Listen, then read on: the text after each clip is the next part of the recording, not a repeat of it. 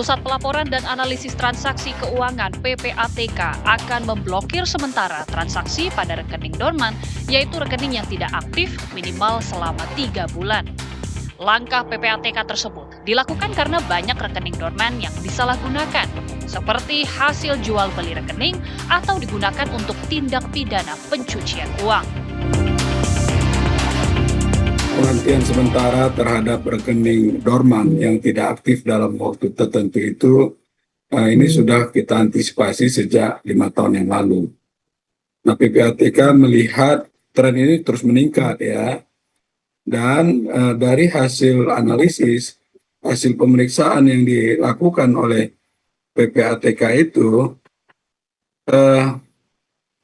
ada 1 juta rekening yang di mana sebagian besar itu digunakan untuk tindak kejahatan, misalnya dalam hal menampung uang hasil kejahatan dari judi online, ya, korupsi, kemudian juga perdagangan narkoba dan lain-lain. Nah, ini negara hadir ya untuk melindungi kepentingan masyarakat dari perbuatan kejahatan yang ada. Saat ini, PPATK telah memblokir sebanyak 140.000 rekening dorman yang tidak dipakai selama 10 tahun terakhir. Tindakan PPATK memblokir sontak menuai sorotan publik. Lantas, apa alasan PPATK melakukan pemblokiran rekening pasif dan kriteria rekening pasif apa yang dapat diblokir bank? Tim TV One mengabarkan.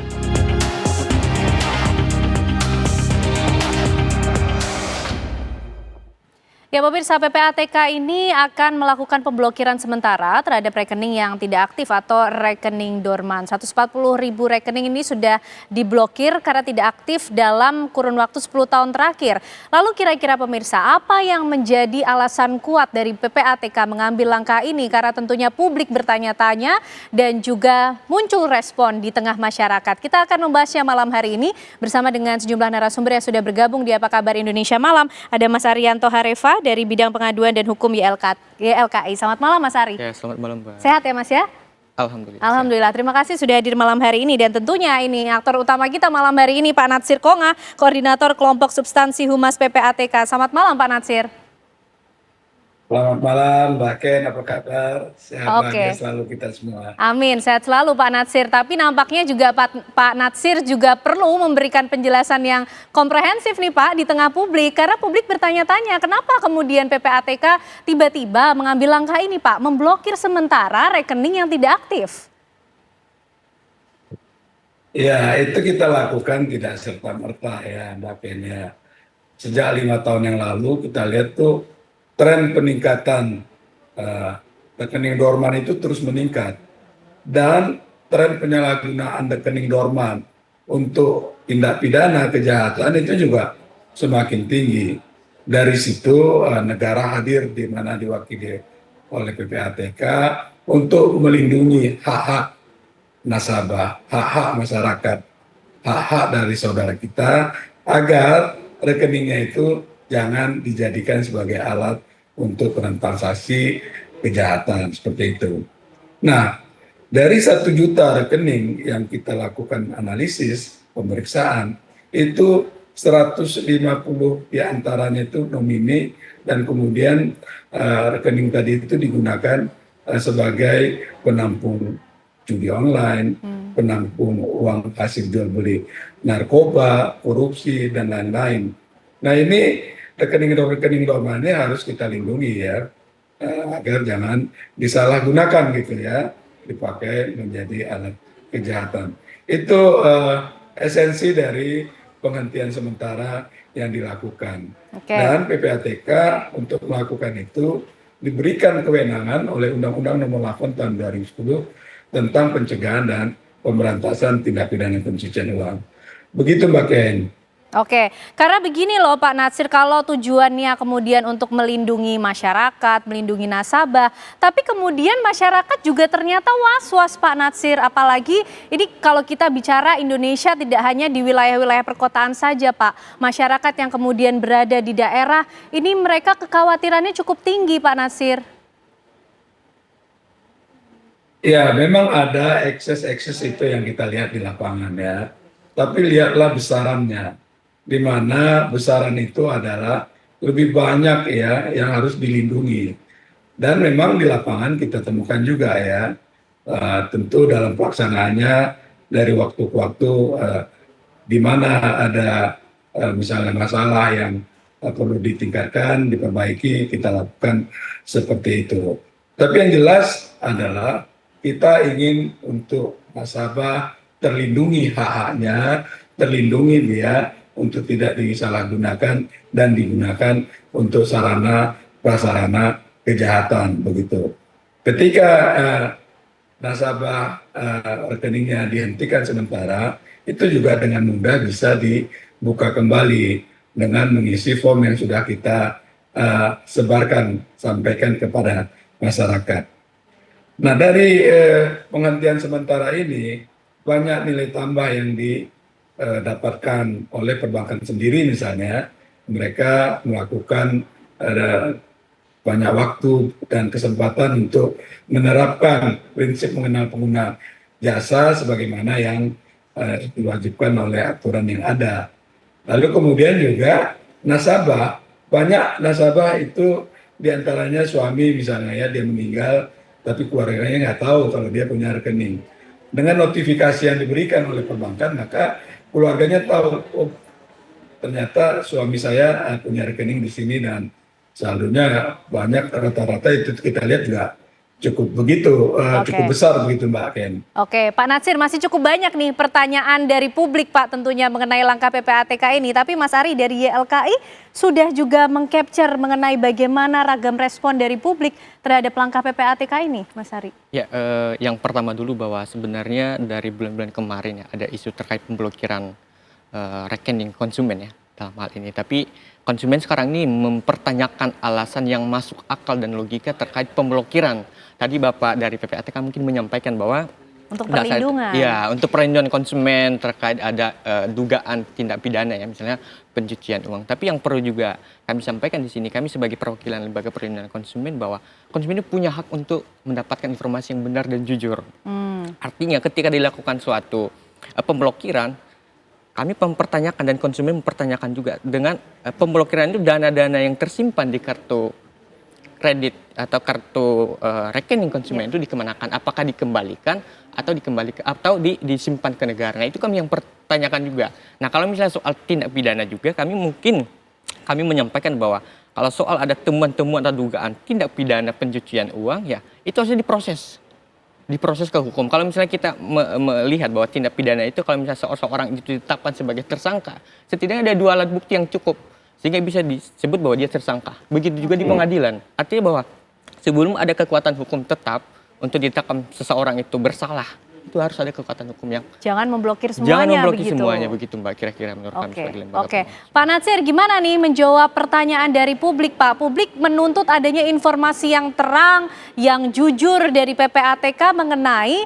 alasan mengambil langkah ini, Pak. Kalau kemudian ada yang berurusan dengan tindak pidana, rekening itu saja, jangan semuanya begitu, Pak Natsir.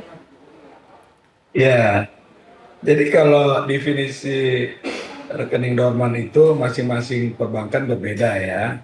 Dan kami mengumpulkan lebih dari 100 bank karena melihat tadi itu ya, begitu aktifnya rekening dorman ini disalahgunakan oleh pelaku kejahatan, lalu kita mengundang perbankan dan meminta mereka untuk menyerahkan rekening-rekening yang dianggap dorman. Nah, setelah itu kita lakukan penghentian sementara. Nah, dari situ kita melihat ya, ada 10 juta rekening penerima bantuan sosial yang tidak pernah dipakai selama 3 tahun. Nah, ini kan indikasi bahwa penerima dana bantuan sosial itu tidak layak gitu ya. Artinya tidak sesuai dengan peruntukannya. Kalau kita lihat penerima bansos itu begitu ditransfer kan tentu dia langsung belikan kebutuhan pokoknya ya. Tapi ini sampai 3 tahun tuh uang dana bansos tadi mengendap di rekeningnya. Nah, ini indikasi kan bahwa orang itu bukan yang berhak gitu, karena dia tidak butuh uang kelihatan dari indikasi yang ada. Nah ini hal seperti itu. Kemudian juga kita melihat ada 2.000 rekening milik instansi pemerintah ya, dan bendahara pengeluaran yang dinyatakan dorman, dan nilainya juga cukup besar, 500 miliar lebih itu. Padahal kita tahu bahwa secara fungsi rekening ini kan seharusnya aktif ya dan terpantau.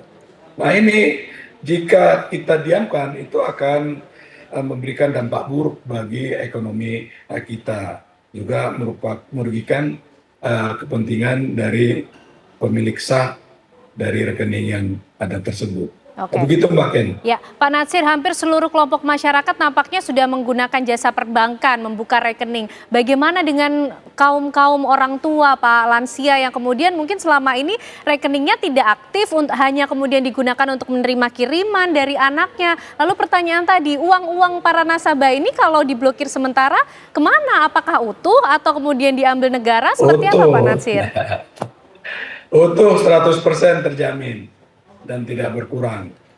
Oke, utuh tidak berkurang, jadi nanti bisa mengurus untuk pengaktifan kembali, begitu Pak Natsir ya? Iya, begitu Mbak Ken. Oke, baik Pak Natsir, terima kasih atas waktunya. Sayang sekali waktunya terbatas Terima Pak kasih. Natsir, karena kemudian cukup banyak publik yang juga mengharapkan informasi begitu jelas dari PPATK. Selamat malam Pak Natsir Kongah, Koordinator Kelompok Substansi Humas Selamat PPATK, malam, Mbak Ken. sudah bergabung bersama kami di Sehat Apa dan Kabar bahagia Indonesia selalu Malam. kita Sehat selalu semua. Pak. Ya. Ini. Ya pemirsa, usai jeda kita masih akan membahas kemudian mengenai langkah PPATK yang akan melakukan pemblokiran sementara terhadap rekening nasabah yang tidak aktif dalam kurun waktu tertentu. Sesaat lagi kami juga akan menghadirkan mantan Ketua PPATK Bapak Yunus Hussein untuk Anda. Usai jeda.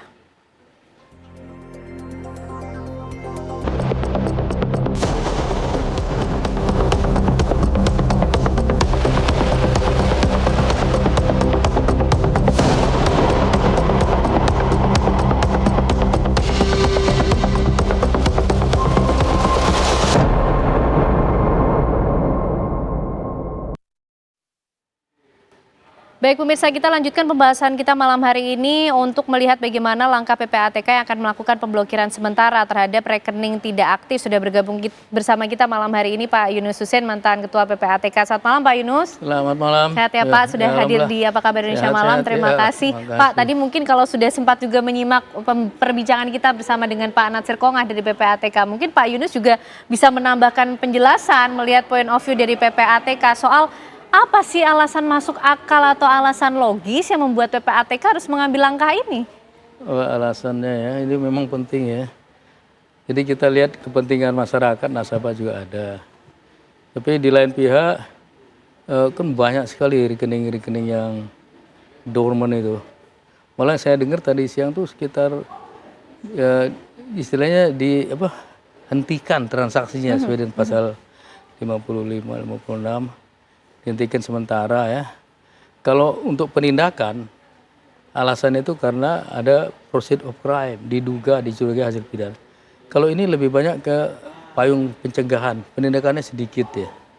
Pencegahan itu memang tugas PPATK sesuai dengan Undang-Undang 8 2010 tentang pencegahan dan pemberantasan ya. Emang ada tindakan-tindakannya. Dan ini untuk kepentingan nasabah sendiri yang punya rekening-rekening yang dormant tadi. Bisa juga disalahgunakan terkait dengan deposit judol, jual beli rekening, kemudian bisa disalahgunakan oleh orang dalam juga ya.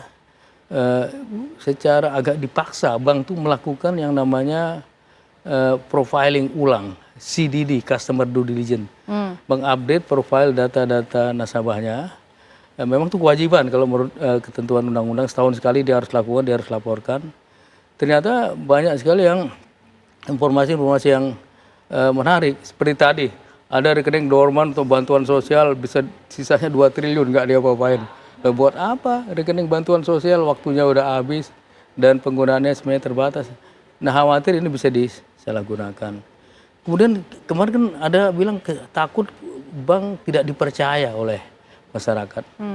Saya melihat itu sebagian kecil banget, tapi sebagian besar sebaliknya. Kalau dibersihkan dari dorman-dorman yang banyak yang bisa disalahgunakan, yang dipakai untuk judul atau pidana-pidana lainnya justru makin bersih. Dan ini karena PPATK tanggung jawab kepada presiden, dia udah lapor, dia udah tahu. Dan memang minta dibersihkanlah industri ini karena kemungkinan disalahgunakan itu ada. Apalagi untuk cuci uang, perbankan dengan transaksinya yang begitu banyak. Jadi fungsi bisa dan tujuannya disalahgunakan. untuk pencegahan, untuk bersih-bersih. Tapi sudah dipikirkan sejauh efek yang ditimbulkan, nampaknya masyarakat cukup direpotkan dengan langkah ini, Benar, Pak masyarakat Yunus. cukup repot, ada yang rekeningnya terganggu, transaksinya terganggu. Memang di undang-undang kan dibatasi terkait dengan penindakan 5 hari, bisa perpanjang 15 hari lagi di pasal 55 dan 56. Ya, kalau menurut saya memang seharusnya tidak lama-lama karena bisa mengganggu cash flow orang ya. Jadi nggak usah lama-lama. Jadi kalau bank ini disuratin oleh PPATK untuk katakanlah menunda transaksi tadi, dibuat berita acara. Jadi waktu pertama kali berita acaranya massal, kalau saking banyaknya kan jutaan itu massal masih oke. Tapi sekarang udah kecenderungannya dibuat individual. Nah sebenarnya bank diminta lakukan customer due diligence. Dulu namanya know your customer dulu. Disuruh update profilingnya, klarifikasi kalau sudah oke. Sebenarnya bank tuh udah ada dasar untuk melepas. Cuman karena ada surat PPATK sebelumnya yang istilahnya menghentikan transaksi, bank itu sering udah kita tunggu surat PPATK lagi. Kalau enggak saya nggak berani ngangkat gitu.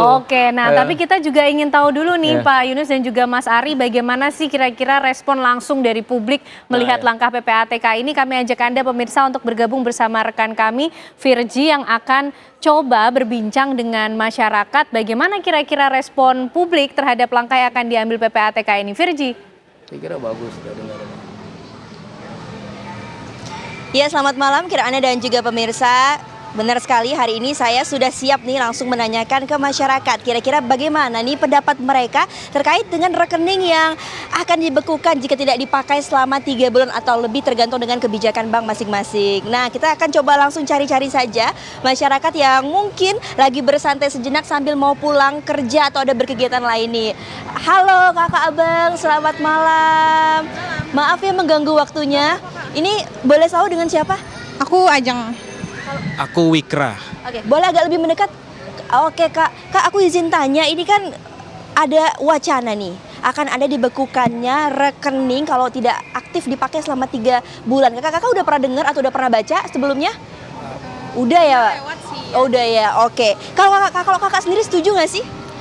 Kalau aku nggak setuju sih ya, maksudnya mungkin aja ada lansia atau orang tua yang sengaja nyimpan uangnya di rekening berbulan-bulan. Mungkin mereka juga susah Kak untuk akses ke ngambil uangnya itu di ATM gitu. Terus tiba-tiba dibekukan, mungkin kaget ya si lansianya itu. Baik. Nah kalau kakaknya sendiri setuju nggak nih? Aku sih sama nggak setuju juga ya, karena rekening itu kan kayak pribadi ya, maksudnya pemerintah juga banyak hal yang mestinya lebih penting gitu untuk diurusin daripada ngurusin rekening pribadi kita gitu. Oke kakak, terima kasih banyak ya, semoga lancar kegiatannya setelah ini, terima kasih. Nah kan aneh kalau itu tadi ternyata saya udah menemukan 2 orang yang dua-duanya belum setuju. Coba kita tanya 1 orang lagi atau tanya orang lebih lagi, kira-kira ada nggak sih yang setuju dengan wacana pemerintah ini? Halo kakak-kakak, mohon maaf mengganggu waktunya, selamat malam. Kakak-kakak boleh tahu namanya siapa? Azhar. Kak Azhar. Kok ini? Faris. Kak Faris dan Kak Azhar. Ini lagi sibuk nggak kakaknya? Enggak ya? Aku mau tanya dong Kak, kakak udah dengar belum isu bahwa katanya rencananya pembekuan rekening kalau 3 bulan nggak dipakai? Udah denger dong ya. Nah kalau kakaknya sendiri setuju nggak sih dengan hal ini? Kalau saya nggak setuju sih pribadi, karena saya juga menggunakan beberapa bank yang dimana ada salah satunya yang jarang dipakai. Nah bank tersebut tuh biasanya saya gunain buat top up games misalnya, kan itu nggak sering ya. Rentang waktunya bisa 4 bulan sekali, 5 bulan sekali, tergantung event games yang saya mau gitu sih. Jadi saya kurang setuju. Nah kalau kakaknya setuju nggak? Kalau saya sih kurang setuju. Mungkin saya kurang setuju dari cara ngeblokirnya ya Kak ya. Mungkin misal kita punya 5 rekening nih. Nah, masing-masing rekening itu mungkin ada seperti notifikasi lah. Anda setuju juga untuk diblokir gitu. Nah, misal setuju, ya udah saya setuju nih 3 rekening saya diblokir deh, 2-nya bisa saya pakai. persetujuan dari Iya, ya, Kak, ya? persetujuan, jangan tiba-tiba diblokir gitu. Oke, baik kakak, terima kasih banyak ya. Semoga lancar kegiatannya setelah ini ya. Wah, kayak aneh-aneh itu dia tanggapan-tanggapan dari masyarakat terkait dengan pemblokiran atau pembekuan dari rekening ini. Sayang sekali saya belum menemukan yang setuju di Kenane. Kembali ke Anda, Kenane. Terima kasih Virgi Dainas mengabarkan dari kawasan Jakarta Pusat itu tadi. Mas Ari, ini tadi suara-suara publik inikah juga yang ditangkap oleh YLKI begitu mengenai efeknya, apa yang menjadi kekhawatiran, kerepotan seperti apa? Ya, betul sekali tadi apa yang disampaikan oleh konsumen ya, kami anggap sebagai konsumen bahwasanya kita sebagai masyarakat juga bahwasanya kita mengakui bahwa setiap orang itu tidak hanya memiliki satu atau dua rekening, tapi ada beberapa, tapi punya tujuan masing-masing. Mungkin saya pribadi, Ada untuk saya saving gitu. biasa itu saya gunakan untuk penggunaan untuk sehari-hari, dan ada juga rekening yang saya gunakan untuk simpanan untuk tujuan yang jenjang panjang. Dan itu hal-hal itu yang menurut kami kalau misalnya terjadi pemblokiran dengan alasan tidak terjadinya suatu transaksi selama 3 bulan atau 12 bulan, itu tidak masuk akal. Apa dasarnya gitu yang bisa publik atau masyarakat meyakini bahwa ini harus kebijakan yang dianggap penting gitu. Itu menurut kami kebijakan seperti itu nggak terlalu urgent untuk dilakukan untuk masyarakat. Yang pertama, yang kedua, kalau misalnya terjadi suatu pemblokiran, tapi kami harapkan juga dari PPATK untuk memberikan informasi kepada konsumen. Yang pertama, keterbukaan informasi itu terkait misalnya dilakukan pemblokiran uang-uang yang sudah diblokir itu harus transparannya disampaikan ke konsumen nominal seperti apa dan bagaimana nanti konsumen untuk mengambil uang itu yang telah diblokir. Itu hal itu. Terus yang ketiga, bahwa kami juga meminta sebagai lembaga perlindungan konsumen agar PPATK ini membuka suatu kanal pengaduan ya, sehingga nanti konsumen ketika mendapatkan atau rekening yang bersangkutan diblokir, sehingga mudah untuk meminta kepada PPATK bahwasanya ini nomor rekening belum ada dugaan atau tindak pidana yang dilakukan untuk transaksi-transaksi yang mencurigakan. Oke. Pak Yunus, ini seperti apa Pak menjawab kemudian kekhawatiran dari konsumen? 4 dari 4 tadi kurang setuju semua Pak Yunus karena alasannya bermacam-macam. Kalau nasabah dikasih tahu bener, ada berita acara masing-masing. Tadi saya sebut karena tadi jumlah besar, BAP-nya itu massal. Sekarang udah berusaha individu. Tadi diberitahu ya, karena undang-undang juga mewajibkan ya. Jadi harus ada pemberitahuan dari bank kepada dia punya duit, nasabah ketika akan dilakukan pemblokiran. Iya, ketika dilakukan tuh dia harus diberitahukan. Jadi, dan selalunya tidak bergerak. Sebenarnya kalau rekening itu ada debitnya seperti tadi ngambil duit, tidak akan diblokir karena debit itu salah satu ukuran dia itu tidak dorman. Dan kalau dibilang 3 bulan, nggak benar 3 bulan. Kenapa? Bank tuh lain-lain, beda-beda ukurannya. Malah saya dengar tadi PPATK mau menempuh cara yang lebih konservatif, mungkin dia kasih batas 5 tahun gitu ya.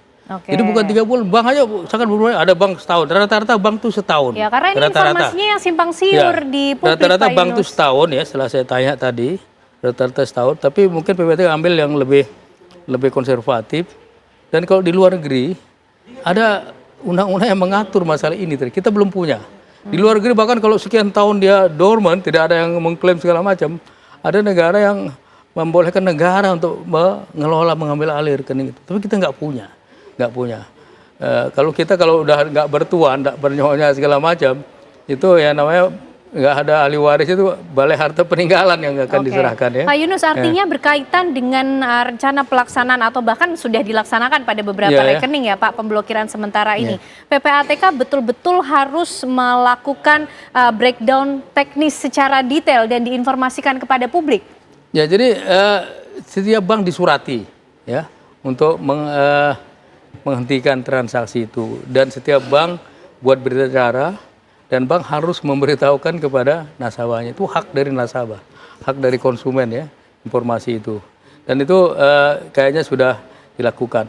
Dan kalau saya pikir seharusnya PPATK minta bank lakukan customer due diligence atau enhanced due diligence, lebih mendalam.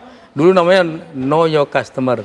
Kalau sudah selesai, atau kalau udah clear, tidak ada tadi proceed of crime, silakan kalau dia nggak bisa angkat sendiri, tunda transaksi, henti transaksi, minta PPATK segera dihentikan. Bisa sekali.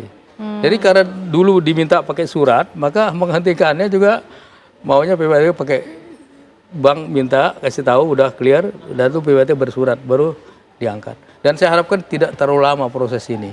Karena saya yakin kalau lama-lama jangankan masyarakat kita pun kalau lama-lama tertahan duitnya nggak kepake kan akan sulit kita memenuhi kewajiban-kewajiban. Jadi kalau lihat undang-undang sebenarnya terkait proceed of crime di pasal 65, 66 itu ada 5 hari batas waktu. Kemudian di pasal bisa diperpanjang 15 hari lagi, jadi 20 hari untuk PPATK untuk mendalami. Nanti ke penyidik lagi pasal 67 30 hari lagi itu. Jadi kalau bisa patokan yang di undang-undang ini walaupun itu sebenarnya terkait dengan prosedur crime juga kurang lebih dipedomani lah. Memang kita akui ini tindakan preemptif. Kalau Amerika istilah preemptif, jadi pencegahan yang ofensif, yang terlalu aktif gitu. Dalam rangka melindungi reputasi bank yang tidak akan disalahgunakan oleh para pelaku kriminal. Kemudian sebenarnya sebagian melindungi nasabah. Ada ahli waris yang tidak tahu menahu dia si yang meninggal itu punya rekening. Setelah gini kaget juga, oh ternyata dia punya rekening. Oh, itulah pentingnya pembaruan data rekening dari nasabah atau konsumen. Ada bansos yang tidak terutak-atik banyak 2 triliun sekian banyak rekening coba. Pemerintah tertolong, sampai ada pejabat politik bilang, wah ini kebetulan nih kita bisa dapat informasi seperti ini. Karena selama ini nggak tahu. Kurang kontrol mungkin. Harapannya PPATK tidak terlalu lama untuk menggodok mengenai langkah ini, Pak Yunus, karena tidak hanya bank konvensional yang dihadapi. Perkembangan zaman ini kemudian kan ada bank digital juga, Pak Yunus. Ini seperti apa nanti treatmentnya? Ya, bank digital dia sudah tempuh cara-cara digital juga dalam rangka updating, dalam rangka CDD sekarang udah boleh. CDD digital tuh boleh, Mbak buka rekening digital nggak harus datang, pakai HP saja bisa, ya bisa. Nah sekarang klarifikasi sudah bisa seperti itu juga bank digital, bisa dengan teknologi yang ada. Ya kalau dia ingin aman dia minta, udah oke, minta PPATK untuk diangkat misalnya. Tapi ada juga pendapat yang menyebutkan kalau sudah oke harusnya bank sendiri punya kewenangan untuk mengangkat. Ada pendapat seperti itu, tapi PPATK lebih aman katanya kalau bank khawatir ya kita angkat juga lah biar sama-sama aman gitu. Karena bank ada juga yang diancam. Nah, ini faktanya seperti itu ya. Ada juga yang kesulitan menghadapi nasabahnya, yang kesulitan likuiditas. Ini memang fakta yang harus dihadapi sama-sama. Nah kenapa dia pakai mengancam segala macam itu? Ada sesuatu atau ada gimana ini?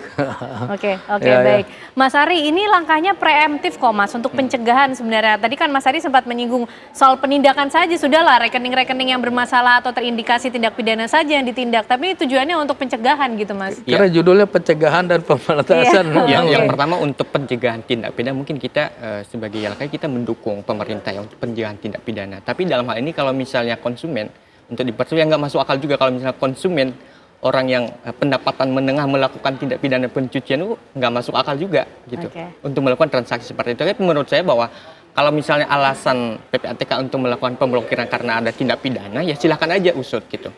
Artinya jangan mempersulit masyarakat kecil, apalagi sekarang ini Indonesia lagi susah ya. Ekonomi Indonesia lagi susah ya. Menurut kami sebagai lembaga perlindungan konsumen, memang kita mendukung kebijakan pemerintah, dan dalam hal ini kita juga harus memantau dan melihat juga situasi di lapangan di masyarakat seperti apa keluhan-keluhan konsumen. Artinya bahwa jangan kita menetapkan suatu kebijakan tanpa mempertimbangkan kepentingan masyarakat yang paling bawah. Mungkin itu. Saya kira benar itu ya, harus kita perhatikan kepentingan umum yang cukup besar ya. Tapi di sisi lain mungkin ada sebagian yang disalahgunakan. Seperti yang tadi, malah jual beli itu saya juga kaget. Begitu mudahnya jual beli rekening, nanti pakai deposit untuk judol atau di abuse untuk yang kegiatan-kegiatan lainnya itu terjadi. Kalau yang kecil mungkin nggak lakukan yang cuci uang segala macam. Tapi orang gede yang ada niat, ada semacam ya organized crime, itu memanfaatkan situasi seperti ini, ternyata ada juga gitu. Ya ini sebagian, memang penindakan itu harus juga dilakukan, dan itu jadi prioritas. Pencegahan perlu untuk mencegah itu tidak terlalu besar masalahnya, tapi memang kepentingan masyarakat tadi saya setuju. Perlindungan konsumen juga perlu diperhatikan, jangan lama-lama lah menghentikan jangan ini. sampai mempersulit masyarakat lah pada akhirnya, walaupun tujuan PPATK sebetulnya untuk preemptif, ofensif begitu ya, sehingga menimbulkan respon di tengah publik. Kemudian pertanyaan berikutnya, kalau jangan disasar semuanya, kira-kira kemudian kriterianya yang perlu diteliti atau dikaji ulang rekening yang seperti apa sih Pak Yunus? Nanti kita akan lihat juga ya Mas Arya, usai jeda kami kembali untuk Anda.